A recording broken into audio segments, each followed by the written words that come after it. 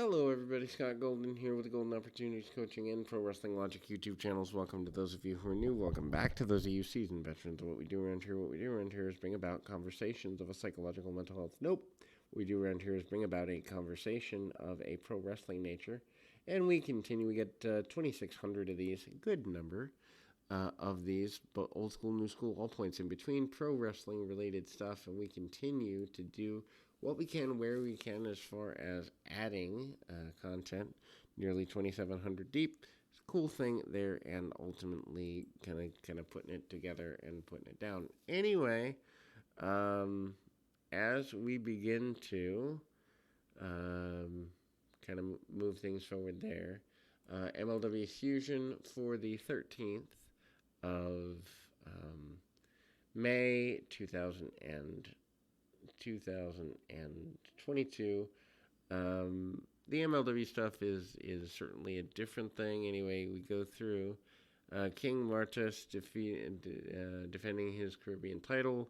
Four-way Cyclone match. Not necessarily a fan of that, but it is what it is. Joe Dombrowski and Rich Bikini welcome the fans to Dallas for another episode.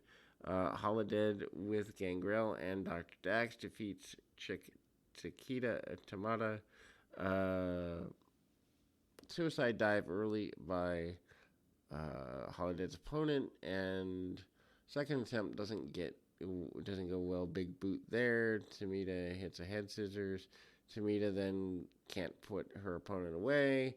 Top rope Meteora takes her down again and misses a middle rope moonsault, sets her up in the end.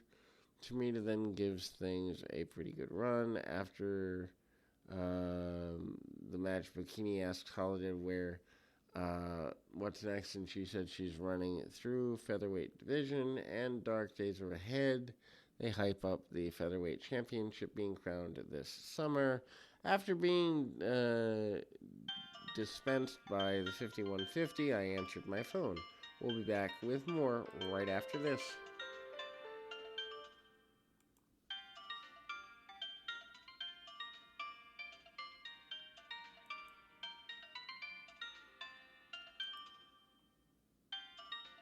And again, as mentioned, there is a decent enough run here. After being disrespected by 5150 and Rivera, throw world-class title belts into Dallas River. Marshall and Ross Von Erich are back in a pre-recorded video from Hawaii with Kevin Von Erich, who said they need to make a match with 5150 and kick their tails. They later meet up with the MLW champion Hammerstone in the arena and hinted at both teaming up in the future and going surfing in Hawaii. 5150 has more disrespect for the Von Erichs than the state of Texas before they learned of what's going on. Octagon Jr. defeating King Mortis, El Dragon, and El Hido de la Parca in a Cyclone match to win the MLW Caribbean Championship. Cyclone match is described as one fall sudden death match where you win via pinfall, submission, or knockout. Only two participants allowed in the ring at one time, and the lucha rules are in effect. So one wrestler in the ring could enter without needing to tag. Dives, high spots, and a bunch of high-risk, non-sequential offense. Mortis gets things grounded and powerful choke slams, clotheslines, and spears along the way.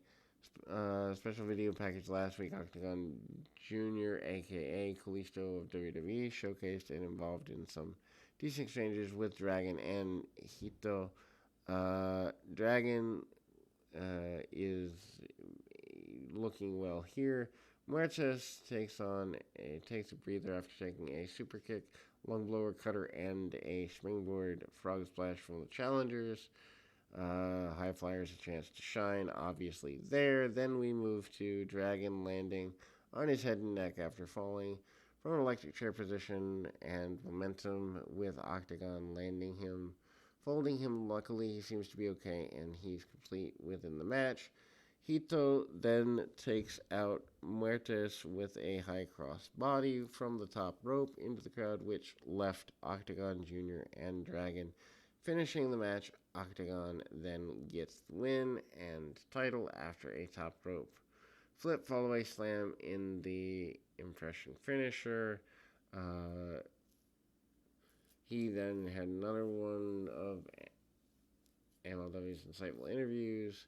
Calvin Sakamura, half on the MLW Tag Team Champions, talked about early years when he tries all spots and tried to emulate his favorite WCW superstars. Talks about his family and their sacrifice parents made for him when growing up. His father was plunged into debt, but Takamura never saw him quit, and that's when he uses for heavyweight hustle of never giving up. Jacob Fatu defeats Beasta 666 in an Apacadelo match. It isn't explained. It's no disqualification with weapons. Not necessarily legal, but encouraged. Fatu hits dive through the ropes. He tells the fans to get out of the way in a very vulgar way before chopping and throwing Beasta around Timekeeper's area. Commentary team calls Fatu at another level, a man possessed as he's full of fire, shouting at the crowd and kicking at the ropes and getting the cameraman's way.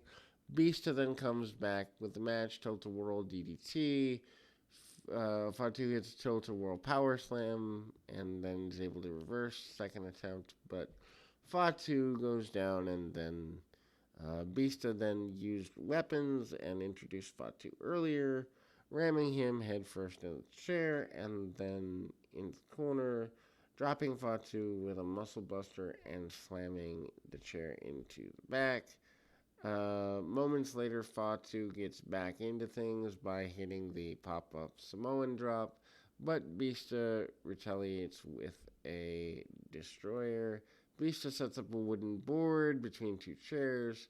They end up going through it himself. Fatu catches him with another pop-up Samoan drop.